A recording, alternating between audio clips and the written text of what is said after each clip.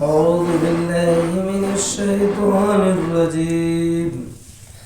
بسم الله الرحمن الرحيم. إن قارون كان من قوم موسى فبغى عليهم وآتيناه من الكنوز ما إن مفاتحه لتنوء بالعصبة أولي القوة إذ قال له قومه لا تفرح إن الله لا يحب الفرحين. صدق الله العظيم. شروع اللہ وحدہ لا شریک کے نام سے جو بڑا ہی مہربان اور نہایت ہی رحم فرمانے والا ہے.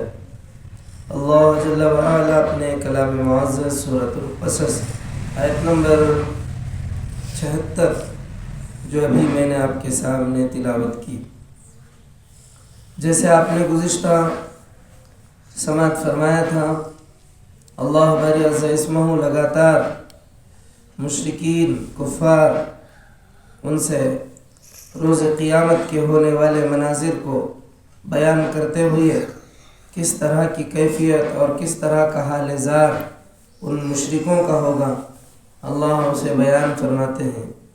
اور اللہ تبارک و تعالیٰ کس طرح سے ہر امت میں سے ایک گواہ کو لائیں گے اور پھر ان مشرکوں سے دلیل مانگیں گے.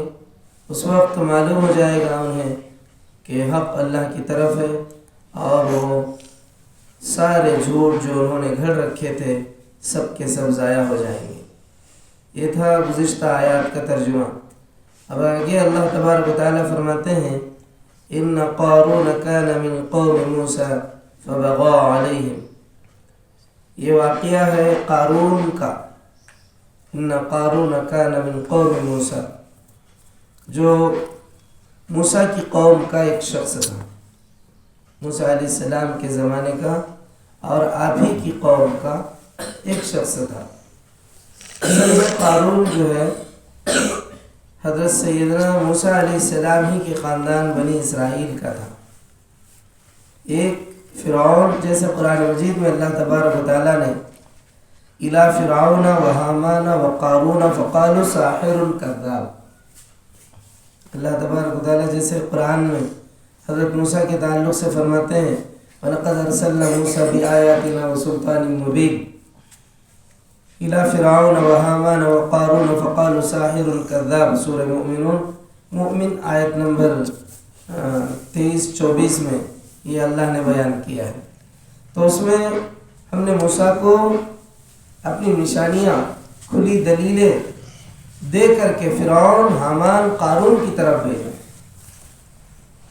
فرعون حامان تو خبتی تھے، قارون جو تھا وہ بنی اسرائیل تھا، مگر قارون جو ہے بنی اسرائیل سے کٹ کر خبتیوں سے یعنی فرعونیوں سے جا ملا تھا، اور اس نے ان کی چاپلوسی کر کے ان کے یہاں اٹھنا بیٹھنا، ان کی ہاں میں ہاں ملا کر بنی اسرائیل کا وہ یہ پالیٹکس ہوتا ہے.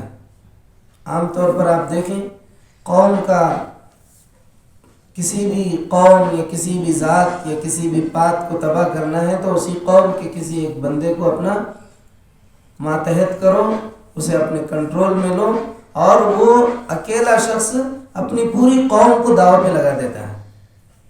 یہ اب بھی روز بروز ہم فلاں ذات والا جیسے ہمارے یہاں SC ST BC یہ لوگ ہیں اور ان کا ایک لیڈر ہوتا ہے اور سیاسی لوگ اس لیڈر کو پکڑتے ہیں، اور وہ لیڈر جو ہے سارے لوگوں کے جذبات، سارے لوگوں کے سارے معاملات کو لے جا کر اس کے پاؤں میں ڈال دیتا ہے اپنے ذاتی مفاد کے لیے، اپنے پرسنل مفاد کے لیے وہ سب کو داؤ پہ لگا دیتا ہے. اور یہ لیڈر بن گیا ہے اور اس کی لیڈرشپ سے بس اس کو خوش کرنا ہے، اس لیڈر کو خوش کرنا ہے، باقی لوگوں کو کچھ بھی کرنا نہیں ہے. چاہے ان کے یہاں ان کو قتل کیا جائے، ان کی بچیوں کو ظلم کیا جائے، ان کے ساتھ ہتھیار چار کیا جائے، ان کے ساتھ ان کا مال لوٹ لیا جائے، اس قوم کا یا اس ذات کا، تو اس سے اس کو کچھ لینا دینا نہیں ہے۔ اس لیڈر کو اس کا مفاد ہے، اس کا فائدہ ہے، وقت کے موافق اسے دولت مل رہی ہے، یا کہیں کوئی جائیداد مل رہی ہے، یا کبھی کسی موقع پر جو ہے سیٹ چھوٹی موٹی اسے دے دی گئی اور اس میں اس کو کامیابی مل گئی، بس وہی اس کے لیے کافی ہے۔ اپنی قوم کا، اپنی ذات کا، اپنے قبیلے کا، اپنے کنبے کا اسے کوئی سروکار نہیں۔ تو اسی طرح یہ سیاست فرعون نے اسی زمانے میں چلی تھی۔ یہ سیاستی چین لنک جو ہے، ہر نافرمان کے ساتھ یہ معاملہ چلتا ہی رہتا ہے۔ نافرمان لوگ جو ہے اسی طرح کا معاملہ کرتے ہیں۔ پورے بنی اسرائیل کو خاموش کرنے کے لیے ایک قارون کو خوش کرنا شروع کر دیا، اسے اپنے دربار میں جگہ دے دی گئی، اسے جو ہے دولت کمانے کا موقع دے دیا گیا، حالانکہ بنی اسرائیل کو دولت کمانے کا موقع نہیں تھا۔ وہ غلام تھے، ان کے بچوں کو قتل کیا جاتا تھا، ان کی بچیوں کو کام والیاں بنا کر ان کے گھروں میں رکھ لیا جاتا تھا۔ مگر قارون کے پاس اتنا خزانہ آیا کیسے، جبکہ وہ تھا بنی اسرائیل کا؟ لاجک سمجھنے کی بات ہے نا یہاں پہ۔ جبکہ بنی اسرائیل میں ایک قارون کے علاوہ دوسرا کوئی بھی کروڑ پتی نہیں ہے، مالدار نہیں ہے، خزانے کا مالک نہیں ہے، صرف اکیلا قارون اس وقت کے کروڑوں روپے کا جائیداد کا مالک تھا۔ جیسے خود قرآن کہتا ہے ان قارون کان من قوم موسیٰ، کہ یہ واقعہ ہے قارون موسیٰ ہی کی قوم کا ایک شخص تھا، یعنی بنی اسرائیل ہی کا ایک شخص تھا۔ روایتوں سے ملتا ہے کہ موسیٰ علیہ السلام کے والد قارون کے والد بھائی تھے، یعنی چچیرے بھائی تھے، روایتوں سے معلوم پڑتا ہے، اور بائبل میں بھی اسی طرح لکھا گیا ہے، اور ہماری روایتوں میں بھی یہ ملتا ہے کہ یہ جو ہے خاندان کے حساب سے جو ہے اپنے قریبی رشتہ دار تھے۔ موسیٰ علیہ السلام کا یہ خاندانی اعتبار سے قریبی رشتہ دار تھا۔ تو اللہ فرماتے ہیں پھر وہ اپنی قوم کے خلاف سرکش ہو گیا،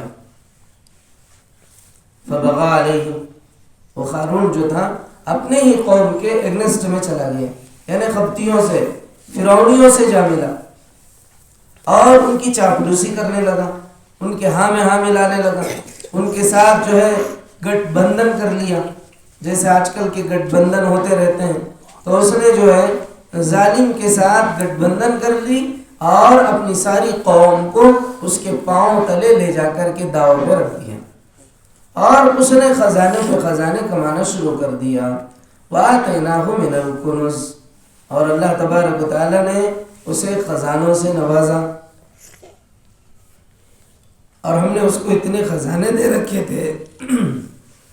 اللہ فرماتے ہیں وَآتَيْنَاهُ مِنَ الْكُنُوزِ مَا إِنَّ مَفَاتِحَهُ لَتَنُوءُ بِالْعُصْبَةِ، ہم نے اس کو اتنے خزانے دے رکھے تھے کہ اس کی کنجیاں طاقتور آدمیوں کی ایک جماعت مشکل سے اٹھا سکتی تھی۔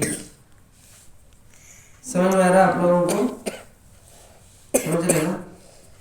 تو اتنے طاقتور لوگ جو تھے، اللہ فرماتے ہیں وَآتَيْنَاهُ مِنَ الْكُنُوزِ مَا إِنَّ مَفَاتِحَهُ لَتَنُوءُ بِالْعُصْبَةِ أُولِي الْقُوَّةِ، بڑے بڑے طاقتور لوگ جو ہے اس کی کنجیاں اٹھانا بمشکل تھا، اتنے زیادہ خزانوں کا وہ مالک تھا۔ اللہ نے اتنے خزانے دے رکھے تھے کہ ان کی کنجیاں طاقتور آدمیوں کی ایک جماعت بڑی مشکل سے اٹھا سکتی تھی۔